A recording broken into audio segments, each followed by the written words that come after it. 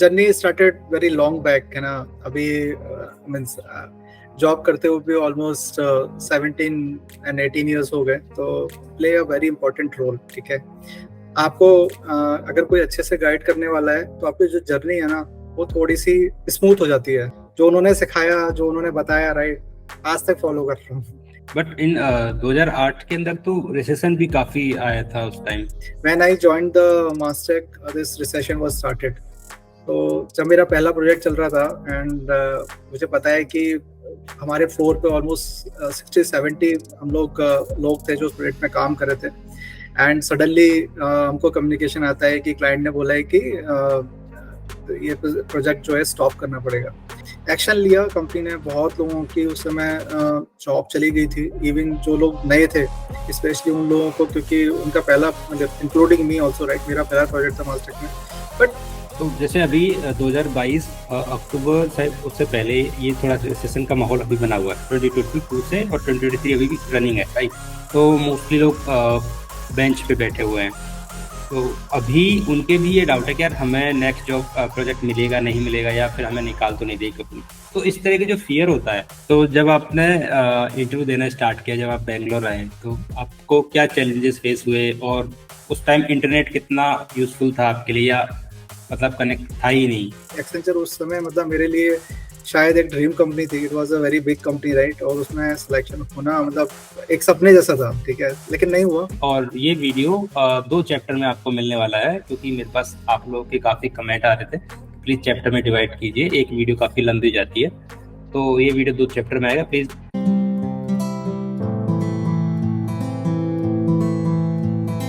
So hi guys, welcome to Shankar tech talk. आज हम एक काफ़ी सीनियर प्रोफाइल के साथ डिस्कशन करने वाले हैं, जिनसे आपको बहुत गाइडेंस मिलेगी। इवन मुझे भी बहुत कुछ सीखने को मिलने वाला आज। तो आज हम बात करेंगे सीनियर टेक्नोलॉजी आर्किटेक्ट की प्रोफाइल के बारे में। उन्होंने अपनी प्रोफाइल को कैसे स्टार्ट किया, और इनिशियली उनको क्या प्रॉब्लम फेस की उन्होंने, और जो भी उनकी पूरी कैरियर की अभी तक की जो जर्नी है, पूरी डिटेल में जानकारी लेंगे हम।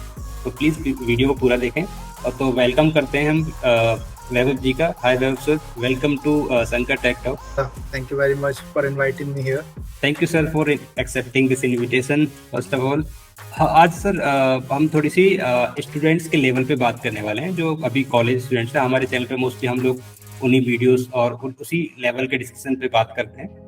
तो जैसे आपकी प्रोफाइल सीनियर टेक्नोलॉजी आर्किटेक्ट है, तो इससे स्टार्टिंग आपने कहाँ से की, और आपकी अभी स्टार्टिंग हम बात करेंगे कॉलेज से, तो अपन ग्रेजुएशन से स्टार्ट करेंगे, और कैसे आपने आईटी के अंदर एंट्री ली। Journey started very long back है ना। अभी मीन्स जॉब करते हुए भी ऑलमोस्ट 17 एंड 18 ईयर्स हो गए, तो journey has been started very long back. And I think you know, means we know each other, right, since a very long time.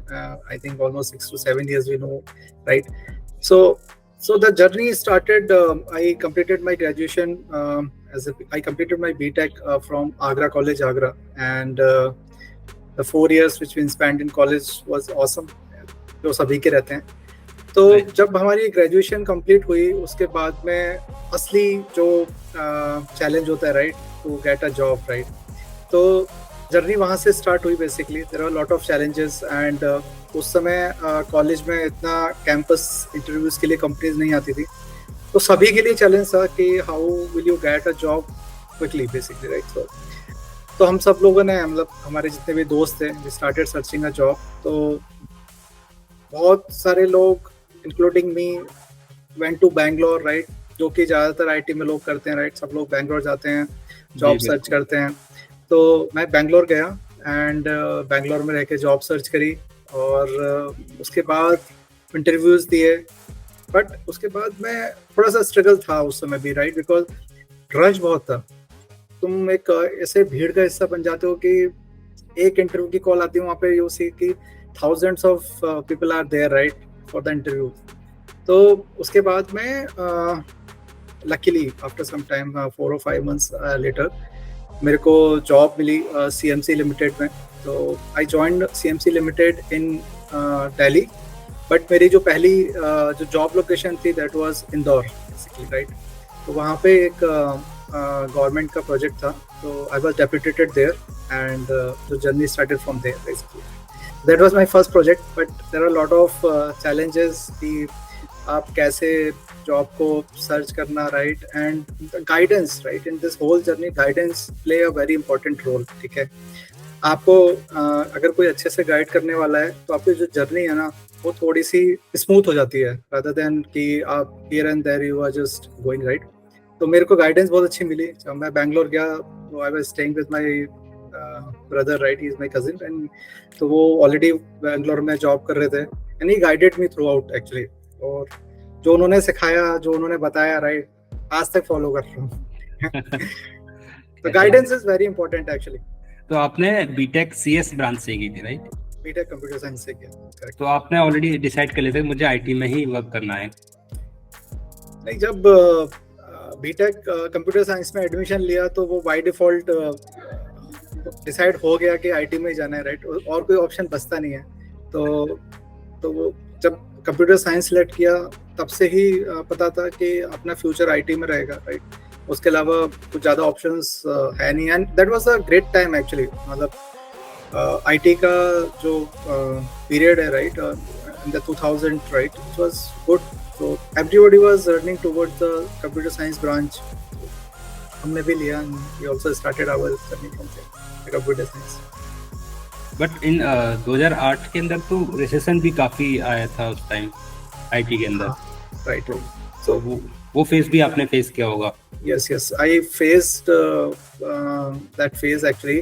So 2008 का जो टाइम था, it was very tough for everybody. तो 2008 में क्या हुआ कि I was working in TCS Mumbai that time, and somehow actually I switched my job, okay, in the same year. So I joined Mastech Limited in 2008 itself actually, and when I joined the Mastech, this recession was started. तो जब मेरा पहला project चल रहा था, and मुझे पता है कि हमारे फ्लोर पे ऑलमोस्ट 60-70 हम लोग थे जो उस प्रोजेक्ट में काम कर रहे थे, एंड सडनली हमको कम्युनिकेशन आता है कि क्लाइंट ने बोला है कि ये प्रोजेक्ट जो है स्टॉप करना पड़ेगा. It was really very hard time actually.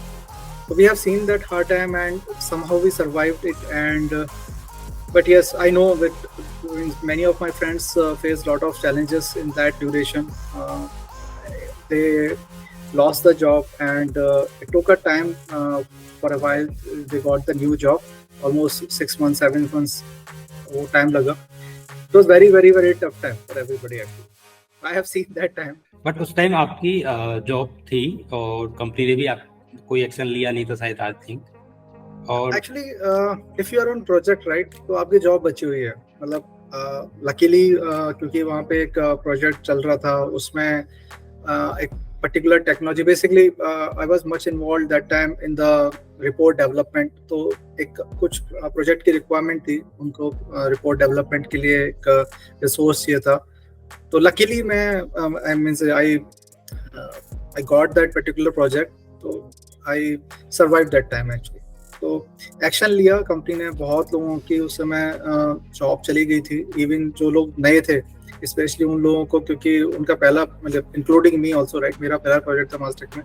But company ने काफ़ी अच्छे डिसीजंस भी लिए. उन्होंने बाद में कुछ अच्छी पॉलिसीज भी बनाई कि okay, you take a break from the office and take your some basic salary, stay at your home, no need to come office. तो बहुत सारी अच्छी पॉलिसीज भी कंपनी लेके आई. मास्टेक ने काफ़ी अच्छे डिसीजंस लिए उस समय. बट यस, मीन्स कुछ लोगों के लिए थोड़ा टफ टाइम था इनिशियली. तो जैसे अभी 2022 अक्टूबर शायद, उससे पहले ये थोड़ा सेशन का माहौल अभी बना हुआ है 2022 से, और 2023 अभी भी रनिंग है, राइट. और काफ़ी लोग जिनसे मैं काफ़ी कनेक्ट भी होता हूँ अभी आसपास, जितने भी मेरे फ्रेंड्स फैमिली है, तो मोस्टली लोग बेंच पे बैठे हुए हैं. तो अभी उनके भी ये डाउट है कि यार हमें नेक्स्ट जॉब प्रोजेक्ट मिलेगा नहीं मिलेगा, या फिर हमें निकाल तो नहीं देगी कंपनी. तो इस तरह के जो फियर होता है, इस तरह के फियर से कैसे निकले, ऐसे फियर से? सी नो डाउट, मतलब ये फियर सबको होता है. मैंने वो चीज़ फेस की हुई है, तो मुझे पता है, राइट. वो फियर मतलब आपको हर दिन आपके बैक ऑफ द माइंड चलता रहता है कि यार कल क्या होगा, प्रोजेक्ट मिलेगा नहीं मिलेगा, राइट.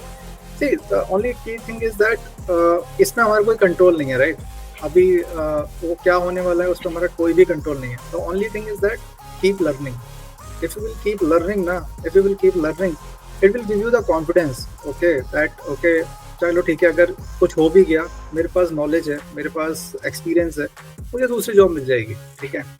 बट अगर आपने सीखना बंद कर दिया, राइट, अगर आपने पढ़ना बंद कर दिया, then it will be difficult. If you lose your existing job, so on what basis you will get the new job in the market where lot of people are searching job, right? तो उस समय आपकी जो knowledge है, right, आपकी जो skill है, वही आपके काम आएगी. तो मैं सभी को, मतलब even in my office, right, I keep contact, I means connecting with the lot of fresher who are on bench. तो मेरी उनसे बहुत बात होती रहती है, right. They are sitting on the same floor where I sit and I keep interacting with them. Okay, तो मैं उनको भी यही बोलता हूँ कि यार तुम दिन भर कुछ भी करो, बट एटलीस्ट 1 घंटे 2 घंटे अपनी लर्निंग के लिए भी निकालो, right. Until you are not on the project, जब आप प्रोजेक्ट पे आओगे तो आपको काम भी करना पड़ेगा, राइट. अभी आपकी ट्रेनिंग खत्म हुए ऑलमोस्ट 1 साल, कुछ लोग हैं जो 1-1 साल से बेंच में, राइट. तो आपको जब तक हैंड्स ऑन नहीं होगा, राइट, आपको कॉन्फिडेंस नहीं आएगा.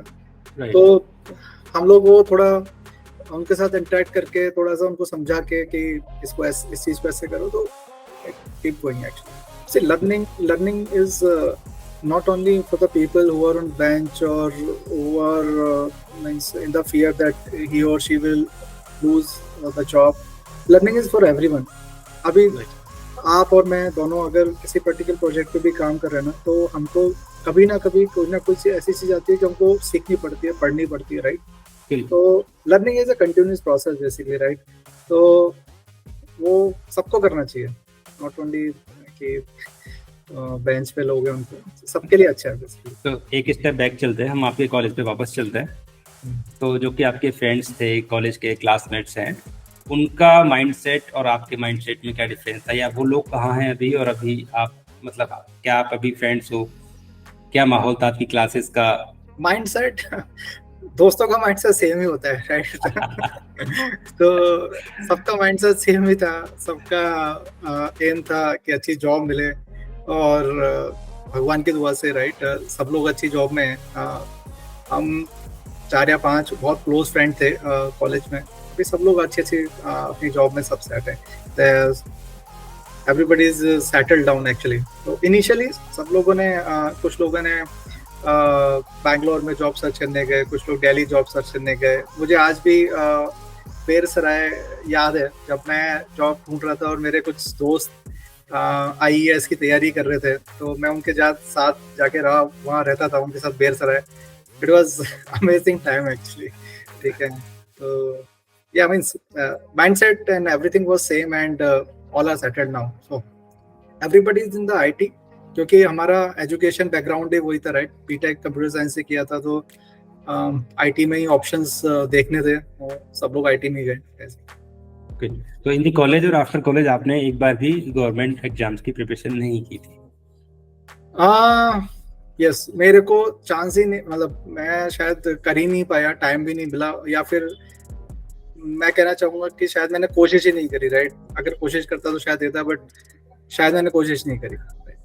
तो मेरे ख्याल से करना चाहिए था, ट्राई करना चाहिए था, बट वो टाइम ऐसा था कि एक बार आप जॉब में आ गए, राइट, तो बहुत सारी चीजें आप भूल जाते हो कि कुछ करना था या नहीं करना था. प्रायोरिटी चेंज जाती है एक्चुअली. प्रायोरिटी चेंज जाती है, राइट. तो आप करना चाहते थे government job, you mean to say? Yes, of course. Everybody wants to do the government job. But actually IT में government jobs इतनी सारी थी नहीं, तो वो एक चैलेंज था, राइट. IT में जब आप जॉब सर्च करने जाते हो तो ज़्यादातर MNCs में जॉब्स होती है, राइट. कंपनीज में, प्राइवेट कंपनीज में जॉब होती हैं. IT में गवर्नमेंट जो सेक्टर्स होते हैं उसमें IT में इतनी ज़्यादा जॉब नहीं थी एक्चुअली. तो वो भी एक रीज़न था कि या तो आपको फिर IAS या कुछ करना पड़ेगा, राइट. उतना शायद मेरे को अपने ऊपर कॉन्फिडेंस नहीं था कि मैं IAS कर पाऊंगा, तो मैंने छोड़ दिया. तो जब आपने इंटरव्यू देना स्टार्ट किया, जब आप बेंगलोर आए, तो आपको क्या चैलेंजेस फेस हुए, और उस टाइम इंटरनेट कितना यूजफुल था आपके लिए, या मतलब कनेक्ट था ही नहीं? इंटरनेट था, बट द इंटरनेट जो आज की डेट में हमारे लिए एक्सेसिबल हैं चीज़ें, शायद उस समय नहीं थी, राइट। आपको हर बार जो साइबर कैफेज होते थे उस समय आपको वहाँ जाके वो सब एक्सेस करना पड़ता था, right. Even you want to check some mails, you have to rush to the cyber cafe.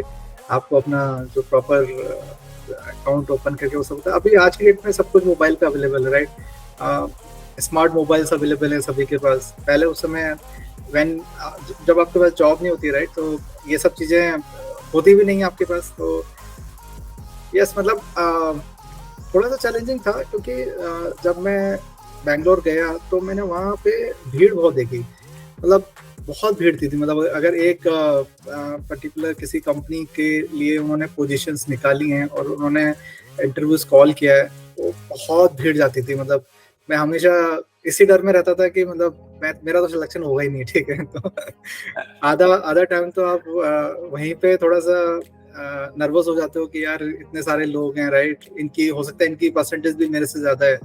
तो आप मतलब उस भीड़ में आपको आप देखते हो कि आप कहाँ फिट होते हो, या फिर कभी कभी लगता है कि मैं फिट ही नहीं होता हूँ। तो वो एक फियर हमेशा रहता था, राइट। बट मैंने एक चीज नोटिस करी, if you are doing your learning, right, if you are doing your study, ठीक है, वो आपको कॉन्फिडेंस देती है, ठीक है। मैंने कुछ चीज़ें जब मैं वॉक इन, मतलब not walk in, it was call based interview, so written exams वगैरह जो होते हैं, मैंने वहाँ पे वो सब चीज़ें देखी हैं कि अगर आपको चीज़ें आती है तो आप कॉन्फिडेंटली, आपको चाहे कितनी भी भीड़ हो, चाहे कुछ भी हो, आप अपना बेस्ट ट्राई करो, when you will succeed also, no matter कि आपका फाइनल सिलेक्शन हुआ नहीं हुआ, that is a different story, right. But ये सब चीज़ें आपका कॉन्फिडेंस लेवल बहुत ऊपर लेके जाती हैं। तो इनिशियली आपने फर्स्ट जॉब पाने के लिए मतलब कितने इंटरव्यू दिए, कितनी बार आप फेल हुए, काइंड ऑफ कुछ? पहली चीज़ तो ये है कि इंटरव्यू देने का मौका ही बहुत कम मिला इनिशियली, ठीक है। तो आई रिमेम्बर कि जो मैंने सबसे पहले जो बड़ा कंपनी का एग्जाम दिया था वो एक्सेंचर का दिया था। तो आई cleared all the rounds basically, right, सारे राउंड क्लियर किए। उसके बाद में I got a call from HR कि उन्होंने पूरा बैच को रिजेक्ट कर दिया था। तो वो बहुत ही पेनफुल था, मतलब जिस इंटरव्यू के लिए दिन रात पढ़ाई करी, राइट, तो और उसमें सारे राउंड्स क्लियर करने के बाद में भी सिलेक्शन नहीं हुआ। और एक्सेंचर उस समय मतलब मेरे लिए शायद एक ड्रीम कंपनी थी, it was a very big company, right, और उसमें सिलेक्शन होना मतलब एक सपने जैसा था, ठीक है, लेकिन नहीं हुआ फाइनली। तो वो Accenture was the first company जहाँ पे मैंने इंटरव्यू दिया। उसके अलावा मैंने कुछ कॉलेजेस के इंटरव्यू दिए, बिकॉज जब जॉब नहीं थी तो सोचा कि कॉलेज में एज ए लेक्चरशिप भी ट्राई करता हूँ। तो उससे क्या होगा, अपनी नॉलेज बढ़ेगी, राइट। अगर आपने कोई भी एक सब्जेक्ट उठा के पढ़ाना शुरू भी किया तो आपकी जो नॉलेज है, जो आपने सीखा है कॉलेज में, वो आपसे छूटेगी नहीं, राइट। तो आप उसको आपकी नॉलेज को ब्रश अप करते रहोगे, राइट। और teaching is the best method अगर आपको वो सब करना है। कॉलेज में भी इंटरव्यू दिए, दो इंटरव्यू मैंने दिए थे, एक दिल्ली में दिया था और एक मैंने मथुरा में दिया था, because it was near to Agra when I was doing my engineering. तो ऐसे करके आई थिंक फोर्थ या फिफ्थ इंटरव्यू में मेरी जॉब लगी ऐसे। तो फेलियर देखे और बहुत मतलब अच्छा भी नहीं लगा। जब भी आप फेल होते हो, राइट, तो किसी को अच्छा नहीं लगता। मेरे को भी नहीं लगा एक्चुअली उस टाइम आई थिंक जॉब्स कम थी तो इतने इंटरव्यू देने का मौका नहीं मिला आपको, राइट? हाँ, मतलब बहुत सारे फिल्टर के क्राइटेरिया भी होते हैं, राइट। किसी में किसी कंपनी ने रख दिया कि आपकी 70% आपकी मिनिमम परसेंटेज होनी चाहिए इंजीनियरिंग में, मेरी 65 थी, तो आप वो फिल्टर क्राइटेरिया में आते ही नहीं हो फिर। तो वो सब चीजें थी, ठीक है। तो जैसे आपने कहा कि परसेंटेज एक मैटर करता है किसी भी अच्छी कंपनी में जाने के लिए, तो ये परसेंटेज इंटरव्यू के टाइम भी मैटर करता है या फिर एक नॉलेज ही काफी होती है? नहीं, तो ऑब्वियसली परसेंटेज मैटर करती है, क्योंकि जहाँ पर मास मतलब हायरिंग होती है। हाँ, no not mass hiring, basically जहाँ पे नंबर ऑफ कैंडिडेट्स बहुत ज्यादा हैं, राइट, और पोजीशंस बहुत कम है, तो वहाँ पे ऑब्वियसली वहाँ पे कोई ना कोई फिल्टर क्राइटेरिया होगा, राइट, कुछ ना कुछ होगा, ताकि एटलीस्ट कंपनी के लिए भी इजी हो जाए अच्छे कैंडिडेट्स को लेना। तो जब भी हम अच्छे कैंडिडेट की बात करते हैं तो उसमें वो जो एक पैरामीटर होता है, राइट, कि अच्छा इनकी 10, 12 और इंजीनियरिंग की परसेंटेज क्या है, तो वो फिल्टर क्राइटेरिया होता है एक्चुअली। बट अभी over the last few years, right, 3 to 4 years, मैंने देखा है बहुत सारी चीजें चेंज हुई हैं आईटी में, राइट। पहले मैं देखता था कि सिर्फ बीटेक वालों को मौका मिलता था, राइट, बाकी जो बीकॉम ग्रेजुएट होते हैं या बीबीए ग्रेजुएट होते हैं उनके लिए बहुत चैलेंजिंग था आईटी किसी कंपनी में इंटरव्यू देना, सिलेक्ट होना, जॉब करना। पीसी हाँ, अब लेकिन अभी मतलब over the last 3 to 4 years मैंने देखा है बहुत सारे लोग जो बीबीए किए हुए हैं, बीसीए किए हुए हैं, राइट, एमसीए किए हुए हैं, एमकॉम किए हुए हैं, सब लोग आईटी में आ रहे हैं, राइट। तो मतलब doors are open for everyone, right? If you have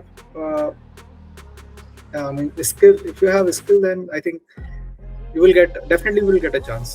I think बहुत सारी कंपनीज ने अपना जो सिलेक्शन क्राइटेरिया के लिए जो उनके पैरामीटर्स होते हैं उसमें भी बहुत चेंजेस किए, राइट। ऐसा नहीं है कि हर आपके 10th 12th और इंजीनियरिंग में सभी में फर्स्ट डिवीजन होनी चाहिए या कुछ, बहुत सारी चीज़ें चेंज हुई हैं। अगर आपको नॉलेज है definitely will get a chance.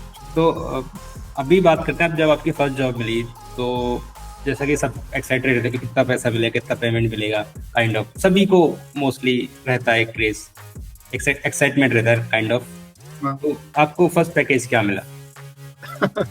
तो basically when I joined CMC, right, तो सीएमसी अर्लियर ये सेंट्रल गवर्नमेंट की कंपनी थी सीएमसी के। जब तो सेंट्रल गवर्नमेंट के बाद में सीएमसी को टाटा ने टेक ओवर किया, मतलब it was become a sister concern of TCS, okay. तो सीएमसी में package if you will compare with TCS other company, उस समय उनके बराबर नहीं था। तो हार्डली 8-10 हज़ार रुपए इन हैंड मेरी फर्स्ट सैलरी थी, जो कि इनिशियल 11 और 12 मंथ्स के लिए थी। उसके बाद I was on the same package जो कि टीसीएस के एम्प्लॉय को होता है, तो वो था। तो मतलब जब मैंने ज्वाइन करी थी तो 8-10 हज़ार रुपए की सैलरी थी, तो उसमें सर्वाइव करना होता था। बट फॉर मेरा मतलब एक सिंगल पर्सन के लिए मेरे लिए मोर देन इनफ था। इंदौर जैसे सिटी में तो मेरा जो भी एक्सपेंसेस होते थे वो सब आराम से मैनेज हो जाते थे। तो it was good time basically. मुझे कभी हार्ड टाइम सैलरी की वजह से फेस नहीं करना पड़ा। मे बी मैं छोटी सिटी में था, Tier 2 सिटी में था। अगर मुंबई में होता तो शायद मेरे लिए सर्वाइव करना 8-10 हज़ार में इट वाज डिफिकल्ट। बट मैं 1 साल के बाद, जैसे ही मेरा 1 साल कंप्लीट हुआ फर्स्ट प्रोजेक्ट में, I was move to TCS Mumbai, तो मेरी सैलरी भी ट्रिपल हो गई थी। तो जब मेरी लोकेशन चेंज हुई तो सैलरी भी चेंज हुई, सब कुछ चेंज हुआ। By God grace it was good actually. तो एक चीज में मतलब मैं सबको बोलता हूँ, ठीक है, एक ऐसा टाइम था जब मैं जॉब ढूंढ रहा था, राइट। तो मेरा मतलब मेरा जो फोकस था वो काम पर था, जॉब पर मतलब पैसे पर था ही नहीं। मतलब बहुत सारी ऐसी जगह थी जहाँ पे मैं सिर्फ उनको ये बोलता था कि आप मुझे सिर्फ सीखने के लिए आप बुला लो, ठीक है, मुझे वो सैलरी नहीं चाहिए, but give me a chance to come here and do the work. मुझे याद है जब मैं बैंगलोर में जॉब ढूंढ रहा था तो मैं IISc गया था, Indian institute of science, okay. तो वहाँ पे एक प्रोजेक्ट चल रहा था, तो मुझे किसी का रेफरेंस मिला, उन्होंने मेरे को बोला कि वहाँ जाके बात करो। तो IISc अपने आप में बहुत बड़ा इंस्टीट्यूट है, राइट। एंड जब आप बड़े इंस्टीट्यूट में काम करते हो आपको सीखने को बहुत कुछ मिलता है, राइट। तो मेरे भाई ने गाइड किया कि नहीं, तुम जाओ और वहाँ जाके बात करो और देखो अगर तुमको वहाँ पे काम करने का मौका मिलता है तो आई थिंक इससे बड़ी अपॉर्चुनिटी नहीं है, राइट। अगर आपके if you're working in IISc, right, and after some time you will start writing in your resume that I have experience to work in this particular project in IISc. It is having a lot of weightage actually, okay. तो मेरा initially focus पैसे पे नहीं था, क्योंकि उस समय job मिल नहीं रही थी, राइट। तो जब जॉब नहीं होती है तो आपके पास ऑप्शन होता है कि आपको सीखना है और आपको एक्सपीरियंस गेन करना है। तो मैं सबको ये बोलता हूँ कि इनिशियल डेज में अगर आपका कैंपस सिलेक्शन होता है, वॉक-इन में सिलेक्शन होता है, वेल एंड गुड। नहीं भी होता है तो एटलीस्ट अपने सीखने पे फोकस रखो। कहीं पे मैंने देखा है कि लोग बहुत इंस्टीट्यूट पे जाके भी सीखते हैं, उसमें कोई बुराई नहीं है, राइट। सीखना चाहिए। अगर आपको जो भी इंस्टीट्यूट होते हैं या कुछ होते हैं, they charge some money also, right, as a fee. See, अगर कोई आदमी अपना टाइम इन्वेस्ट कर रहा है, राइट, अपनी नॉलेज आपको ट्रांसफर कर रहा है, तो obviously he also expect something in return. तो उसमें कोई खराबी नहीं है अगर आपने कुछ पैसे अपने ऊपर अपनी स्किल्स को इंक्रीज करने के लिए अगर खर्च किए, उसमें कोई बुराई नहीं है।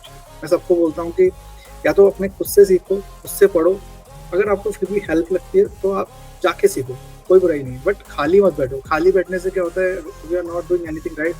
आप पूरा दिन अपना टाइम, आप चीज़ें भूलने भी लग जाते हो जो आपने पिछला सीखा होगा, राइट। वो भी चीज़ें आप धीरे धीरे करके भूलने लग जाओगे। तो इस पर्टिकुलर फेस में learning is the key basically, right. If you stop learning तो you will face very hard time basically, right. Even मान के चलो अगर आपने मतलब किसी भी तरीके से जॉब में आप एंटर भी हो गए, वहाँ पे भी आपको सीखना पड़ेगा। अगर आपने वहाँ पे भी नहीं सीखा तब भी वो हार्ड टाइम है। ऐसा नहीं है कि आपका सिर्फ एक बार सिलेक्शन हो गया तो everything is good, right. Learning will keep improve you, right. तो लर्निंग इज अ की फैक्टर हियर। तो जैसे कॉलेज टाइम में आपने बताया कि आपकी एसेंचर एक ड्रीम कंपनी थी, राइट, हाँ। जो कि फॉर्च्यून 500 में आती है। अभी इस टाइम 17 ईयर एक्सपीरियंस के बाद आपकी ड्रीम कंपनी चेंज हुई है या कोई अभी वही है? Dream company at this level of, actually मैं जब आप अपने करियर में आगे बढ़ते हो, आप अपनी लाइफ में भी आगे बढ़ते हो, राइट। लाइफ में बहुत सारी फैमिली रिस्पॉन्सिबिलिटी भी होती हैं, राइट। बहुत सारी चीज़ें होती हैं which matters actually after some point of time. तो currently I'm working with Infosys, right? So I'm very happy here because Infosys gave me a lot of flexibility in my life since I joined. It was almost 8 years actually. I'm working with Infosys. So dream company, I won't say that I have anything like kind of a dream company, but yes, हमेशा हमेशा एक चीज सभी के लिए रहती है, right. How will you improve your earnings, right. How will you keep आपके financials, how will you more secure in your financials, right. वो एक चीज हमेशा सबके साथ रहती है, चाहे वो आप उसको कुछ भी बोलो फिर, ठीक है। ठीक है। तो जब आपने फर्स्ट कंपनी ज्वाइन की सीएमसी, तो वहाँ का जो आईटी डिपार्टमेंट था उनका कैसा कल्चर था, कैसा माहौल था वहाँ पे लोगों का? हाँ, CMC was very different company. तो मैंने जैसा पहले बताया, CMC was a central government company. मतलब तो सेंट्रल गवर्नमेंट कंपनी में, मतलब जो गवर्नमेंट कंपनी होती है उसमें काम करने का अलग ही तरीका होता है, और जो प्राइवेट सेक्टर की कंपनी होती है उसमें काम करने का एक अलग माहौल होता है, एक अलग तरीका होता है। तो कुछ मतलब डिफरेंस था वहाँ पर। बट मे बी अभी मेरे को ऑलमोस्ट सीएमसी छोड़े हुए भी बहुत टाइम हो गया। I resign from there in 2008। तो मे बी वहाँ पे भी बहुत सारी चीज़ें चेंज हुई होंगी, जो कि अभी I am not aware. But उस समय ऑब्वियसली डिफरेंसेस था, मतलब जो एक टिपिकल आईटी कंपनीज होती हैं और उसमें सीएमसी में था डिफरेंस। लोगों के मतलब जो आप एक कल्चर होता है ना, वो थोड़ा सा डिफरेंट होता है। ओके। तो आपने कॉलेज के बाद कोई इंटर्नशिप की थी या फिर डायरेक्ट ज्वाइनिंग हुई थी आपकी? तो मैंने बेसिकली सीएमसी में जब मेरा सिलेक्शन हुआ था, actually this is a very good question Shankar. अगर तुमको याद हो ना, तो जब हम फर्स्ट टाइम मिले थे, राइट, जब तुम शायद कॉलेज में थे, हाँ, आई रिमेम्बर, राइट, कि तब भी हमने डिस्कस किया था कि जॉब कैसे लगी मेरी, राइट। मतलब यू आर जस्ट आस्किंग कि मेरे को कॉलेज के बाद कैसे रहेगा। तो एक चीज मैं सबको बताना चाहूंगा कि यहाँ पे ना बहुत सारी ऐसी चीजें हैं इंडिया के अंदर जिसके बारे में लोगों को पता नहीं है एक्चुअली, ठीक है। और मेरे को भी नहीं पता था। तो इंडिया में जब मेरी फर्स्ट जॉब लगी थी, तो मेरी फर्स्ट जॉब एक गवर्नमेंट ऑफिस है कानपुर के अंदर, right. It is called as a northern region apprenticeship training board of northern region India. तो उसका सिर्फ एक ही ऑफिस है जो कि कानपुर में, ठीक है। तो मैं और मेरा एक दोस्त था, तो हम दोनों ने जस्ट हम लोगों को कहीं से इन्फॉर्मेशन मिली कि यहाँ पर एक ऑफिस है, और अगर वहाँ जाएंगे हमको वहाँ पे अपना रजिस्ट्रेशन कराना होगा, and they will provide you one year of employment, okay. तो पहले तो यकीन ही नहीं हुआ, राइट, कि ऐसा भी कुछ ऐसा ऑफिस होता है कि जो हमको नौकरी देगा या ऐसा कुछ। मुझे कभी भी यकीन ही नहीं था उस चीज़ के ऊपर। लेकिन फिर मेरे फ्रेंड ने बहुत इंसिस्ट किया कि चल के आते हैं, वैसे भी घर पे हैं अभी। मेरा एक्चुअली उस समय जब मैं बैंगलोर में था, तो मेरा एक एक्सीडेंट हो गया था, तो मेरे प्लास्टर वगैरह था, तो मैं घर आ गया था। तो मेरे दोस्त ने बोला कि चलते हैं दोनों और देख के आते हैं क्या है। तो मैंने बोला चल ठीक है, क्योंकि दोस्त साथ में था, तो बोले कि चलो, तो चलो फिर ठीक है, ट्रेन पकड़ते हैं। तो हम दोनों ने ट्रेन पकड़ी, आगरा से हम दोनों कानपुर गए। तो वहाँ पे जो ऑफिस था, it was a government office. तो उनके जो डायरेक्टर थे वो वहाँ पर थे उस दिन एक्चुअली। तो मैं और मेरे फ्रेंड से वो मिले, उन्होंने पूछा कहाँ से आए हो, कॉलेज क्या है, एंड उन्होंने हमारी एप्लीकेशन ली, ठीक है। मुझे उनका नाम याद नहीं है, but he was very nice person actually, मतलब इसने इस लेवल का बंदा, मतलब इस लेवल पे कोई आदमी डायरेक्टर लेवल पे किसी गवर्नमेंट ऑफिस में है और कोई आदमी जॉब सर्च के लिए वहाँ पे आ रहा है, तब तो मतलब बिल्कुल एक यंग लड़के की तरह ही थे, राइट। तो ऐसे लोगों को वो एंटरटेन भी नहीं करता, राइट। हाँ ठीक है, आ जाओ, अपना फॉर्म भर दो, चले जाओ। कि उन्होंने हमको दोनों को बुलाया, हमसे बात करी, हमारी एप्लीकेशन ली और हमको हमको बताया, प्रोसेस समझाया कि यहाँ पे प्रोसेस क्या होता है। आफ्टर योर एप्लीकेशन हम लोग देखेंगे कि आपको कहाँ पे हम लोग आपको किस कंपनी में हम लोग अप्रेंटिसशिप ट्रेनिंग असाइन कर सकते हैं, क्या कर सकते हैं। तो उन्होंने बोला कि but you go to your home और आपको वहाँ से कॉल आएगा। तो हमने बोला ठीक है, हमारा भी ऑप्शन नहीं था, बट हमने कहा ठीक है चलो, किसी ने अच्छे से बात करी, right, it was good for us. हम लोग वापस आ गए। उसके बाद हम लोग घर पे आने के बाद में हमको वहाँ से एक लेटर आया, ठीक है। उस लेटर में लिखा हुआ था कि you have to contact CMC limited in New Delhi.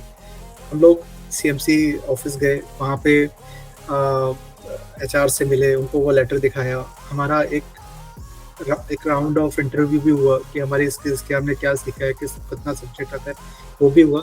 लेकिन गुड थिंग इज दैट जिस कहते हैं ना कि जिस अफसर की हमको तलाश थी, राइट, वो अफसर हमको वहाँ से उस ऑफिस से मिला।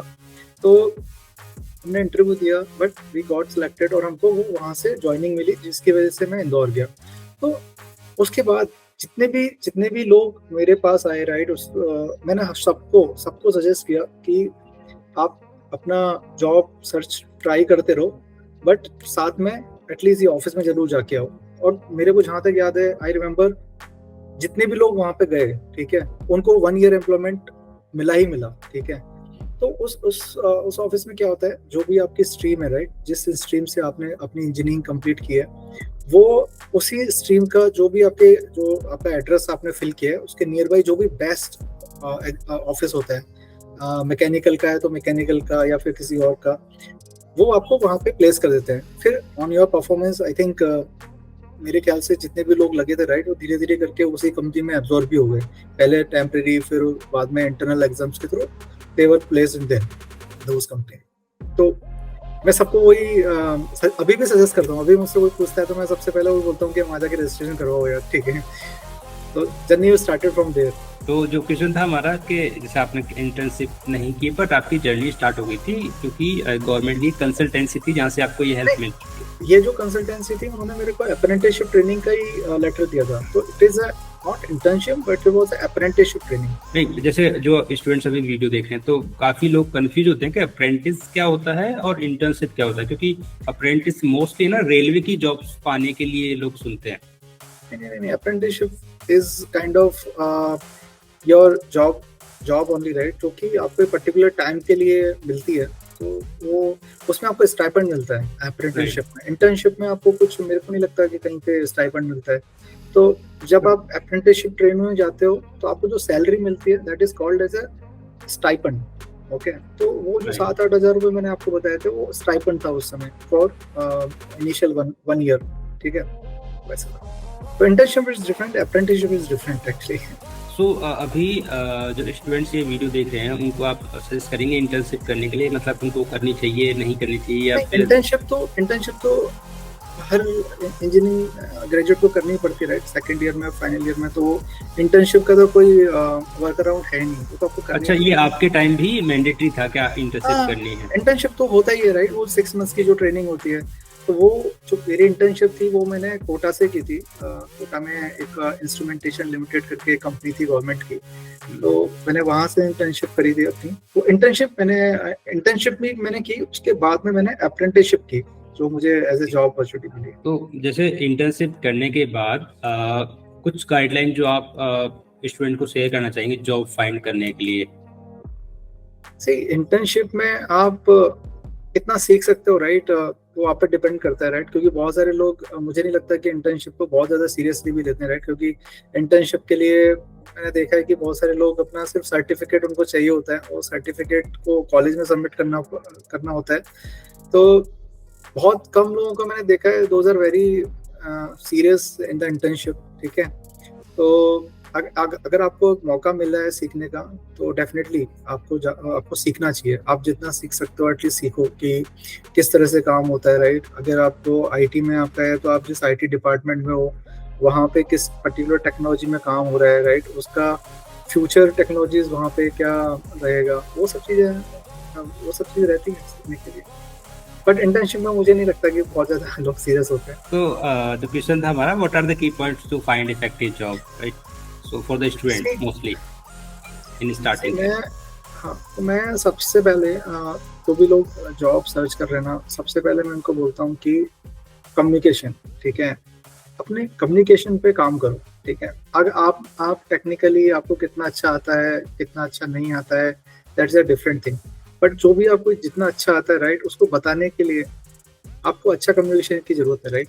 तो कम्युनिकेशन इज द की फॉर एवरीवन, ठीक है। जो भी जॉब सर्च कर रहा है, चाहे वो आईटी में हो चाहे वो नॉन आईटी में हो, तो कम्युनिकेशन पे आपको काम करना चाहिए। कम्युनिकेशन मैं क्यों बोल रहा हूँ, क्योंकि इवन जब आपका सिलेक्शन होता है कंपनी के अंदर, राइट, आपको क्लाइंट के साथ में कनेक्ट करना पड़ता है, क्लाइंट्स के साथ में बात करना पड़ता है। और जो मतलब आउट ऑफ इंडिया के जो क्लाइंट्स होते हैं, right, English is the language, right, which we speak globally. And तो इंग्लिश आपको बहुत अच्छी आनी चाहिए, रिटन और जो आप बात करते हो, राइट, इंग्लिश में। तो communication is very very important. अगर आपको कम्युनिकेशन आता है ना, मैं आपको बताता हूँ, मैं ऑलमोस्ट मतलब बहुत सारे इंटरनल जो हमारे इंटरव्यूज होते हैं, राइट, इन कंपनी में मैं जाता हूँ, वहाँ पे इंटरव्यूज में कैंडिडेट के इंटरव्यूज लेता हूँ। तो मेरा क्राइटेरिया नॉट मतलब सिर्फ मेरा क्राइटेरिया नहीं, सभी का मोस्टली मतलब कम्युनिकेशन पे फोकस बहुत रहता है, right. How you are communicating, how you are expressing your knowledge, वो सब चीज़ें इंपॉर्टेंट होती हैं। अगर आपको थोड़ा बहुत टेक्निकली नहीं भी आया तो चलेगा, but if you are not good in communication और if you are very good in the technical stuff, तब भी काम नहीं चलेगा। तो communication is the biggest parameter. तो आपको कम्युनिकेशन तो आना ही चाहिए।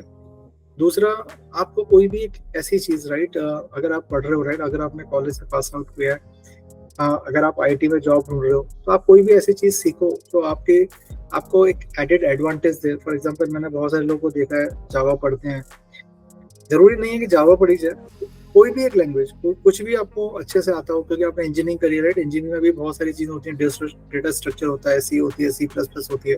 तो वो आपको एक चीज़ अच्छे से आनी चाहिए, ताकि अगर आपसे कोई पूछे एज ए इंटरव्यूअर, अगर मैं पूछूं कि अच्छा मैं किस चीज़ में आपका इंटरव्यू ले सकता हूँ, राइट, तो आपके पास वो आंसर होना चाहिए, ठीक है। कि अच्छा you can ask me question in data structure, right, see, कुछ भी, मतलब जो भी आपको आता है, तो वो एक चीज़ आपके पास आपको आनी चाहिए।